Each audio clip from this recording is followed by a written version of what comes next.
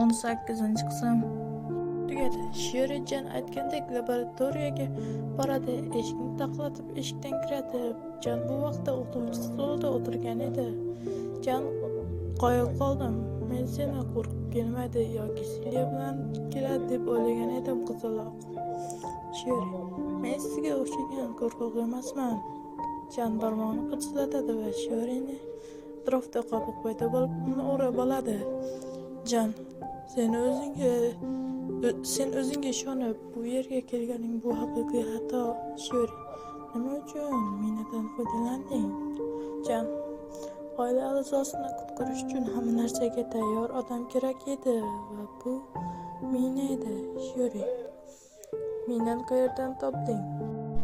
Jon: shunchaki men agar katta tabaqali odamlarni asirga olganimda menga muammo bo'lar edi. Minani ota-onasini yo'qligiga esa hech kim qiziqmaydi. Sho'ri kulib yuboradi. Sho'ri: sen uni ota-onasining qirolligida qoldirib xato qilding.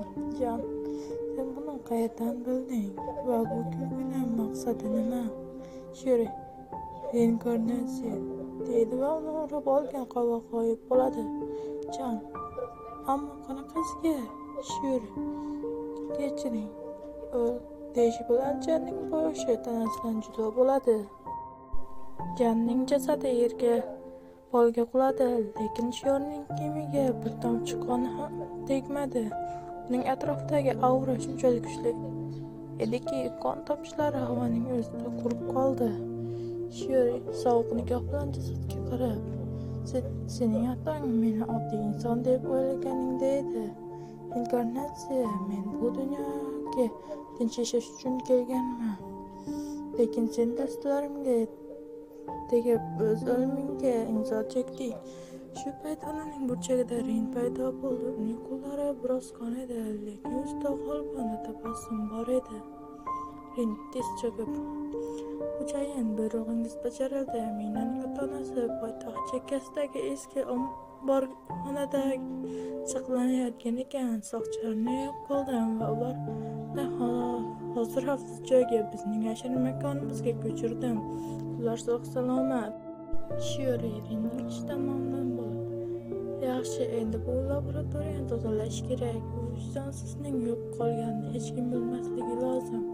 U ussiz yo'qolgan o'qituvchi bo'lib qoladi. Sho'ri qo'l siltadi va jasad qora olov ichida bir soniyada kulga aylandi. Hatto havoda uning hidi ham qolmadi. Ertasi kuni tinchlikmi yoki bo'ron oldidagi sukunat?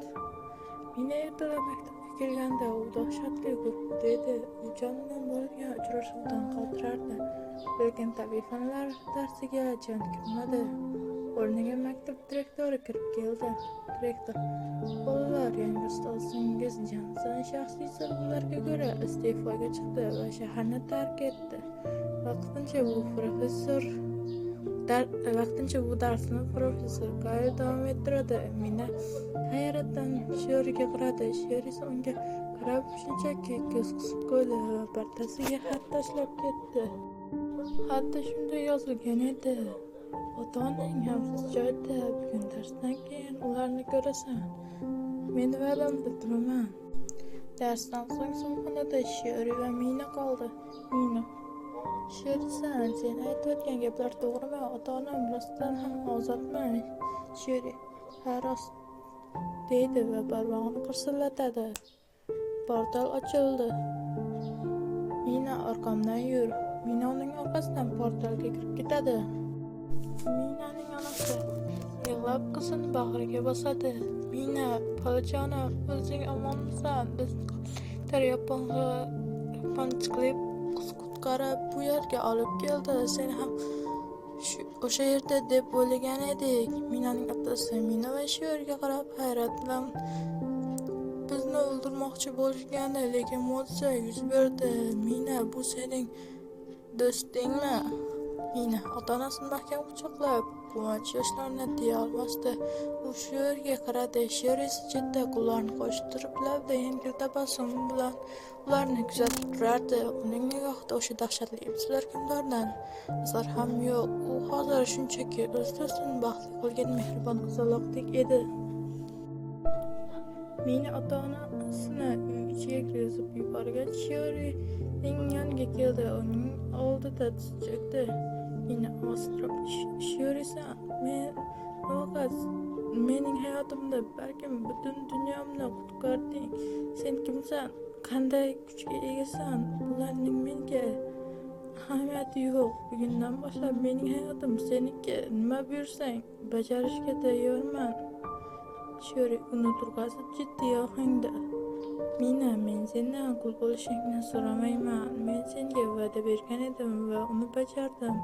Endi ota-onang shu yerda xavfsiz bo'lishadi. Ularga Rin va mening yashirin xizmatchilarim qarab turishadi. Sen esa maktabga qaytib, hech narsa bo'lmagandek o'qishingni davom ettirishing kerak. Mina, lekin o'sha yovuz ustoz, u nima bo'ldi? Shiori sovuq jilmayib, u endi hech qachon qaytib kelmaydi. Uni tabiat qonunlari jazoladi deb hisobla. Portal orqali maktabga qaytishar ekan, Shiori havoda qandaydir g'alati energiyani sezdi. Maktab tomonga juda katta tezlikda kimdir yaqinlashib kelayotgan edi. Shiori ichida, Rin, sezdingmi? Janim olishidan oldin baribir signal yuborishga ulgurgan ko'rinadi. Bu energiya, bu dushman emas, bu kimdir juda kuchli va u qidiruvda. Rin ruh shaklida. Jan bu o'sha bashoratchining odami bo'lishi mumkin. Ehtiyot bo'ling. U maktab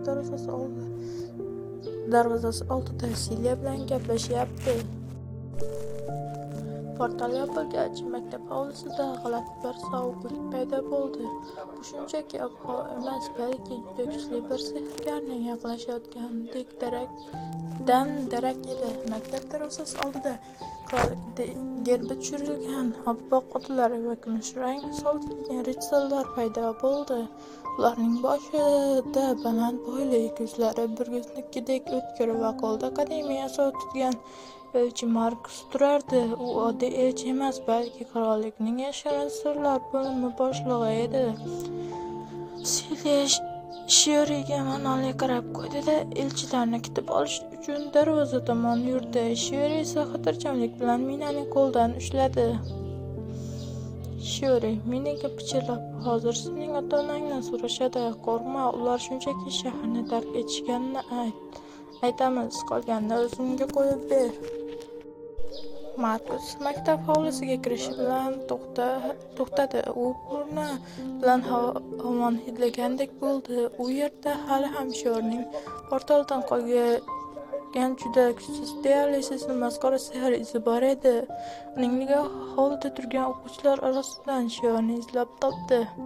Silya elchining yo'lini to'sib chiqdi. Janob Markus, kutilmagan tashrif.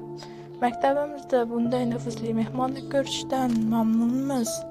Markus Silyaga qaramay Shioridan ko'zini uzmaydi. Silyasan, xush-omadni yig'ishtiraylik. Bu yerda qidiruvdagi jinoyatchi Jan yashiringan degan ma'lumot oldik. Lekin hozir men bu yerda undan ham qiziqroq narsani, qadimiy va taqiqlangan sehrning hidini sezyapman. Shiori Markusning bu gaplaridan so'ng ichida kutib qo'ydi. U elchining naqadar sezgir ekanini tushundi, lekin bu uni qo'rqita olmasdi. Silya, qanaqa qora sehr haqida gapiryapsiz, Markus? Qo'yavering, men o'zim bilan sehrli ko'zguni olib keldim. Ko'rinishini, bu yilgi o'quvchilarning ruhiy ko'rinishini bilmoqchiman. Ular orasida kuchlilar bor ekanmi? Debritsorlarga qo'lda buyruq beradi. Rissorlar ustiga qandaydir uzun mato tashlangan oyna olib kelishadi. Silya, bu shartmi, Markus? Ha, shart. Birinchi bo'lib sinfdan boshlaymiz. Ularni chaqiring. Silya noiloj bunga rozi bo'ldi. Keyin har bir bola navbatdan sehrli oynaga qo'lini qo'yishdi va oynada ularning ruhiy ko'rinishi ko'rindi. Navbat Minaga keldi. Mina qo'l tekkizganda oynada tabiat ma'budining in'omi ko'rindi. Danteda esa yorug'lik ma'budininki. Nihoyat navbat Shioriga keldi. Shiori qo'lini oynaga qo'yadi. Oynada qoralik ichida bir yopinchiqli ayol taxtda o'tirar edi. Markus ko'zgudagi tasvirni ko'rib, ko'zlari hayrat va dahshatdan katta-katta bo'lib ketadi. U qo'ldagi asoni ham mahkam qisib bir necha qadam ortga tislanadi. Bunday qorong'u va ulug'vor qudratni u hatto eng qadimiy kitoblarda ham ko'rmagan edi. Markus ovoz titrab, bu bo'lishi mumkin emas. Bu shunchaki qora sehr emas, bu qoralikning o'zi-ku. Sen kimsan? Ritsarlar darhol Shiorining atrofini o'rab olishdi va qilichlarni qinidan chiqarishdi. Silya esa nima qilishni bilmay qoldi. U Shiorini himoya qilish kerakmi yoki Markusning buyrug'iga bo'ysunishmi? Shiori xotirjamlik bilan qo'lini ko'zga damladi. Nima bo'ldi? Shunchaki ko'zgudagi tasvirdan qo'rqib ketdingizmi? Balkim sizning sehrli ko'zingiz buzilgandir.